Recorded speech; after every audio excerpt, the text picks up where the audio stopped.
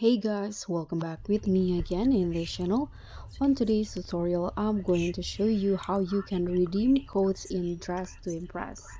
So if you want to elevate your style, you can easily do it by redeeming codes to get cool and cute items for your outfit. So to redeem the code, what you need to do is just open your Dress to Impress, and in here what you need to do is just click on this icon at the left and you'll find these codes.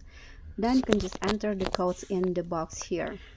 So for example, in here I'm going to enter the first code, this Bella Slay, and you can just write the code and tap on redeem. After that, the code will be redeemed and you unlock an item. You can click on close, and if you want to add it again, you can just delete the previous one and enter the next one. This one is Creek. Click on redeem again, and here I unlock this hat.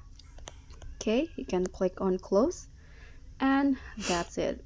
So that's all from me. I hope this will be helpful. That's how you can redeem codes in Dress to Impress. Thank you so much for watching. Don't forget to like, comment, subscribe, and also click on the thanks. Bye.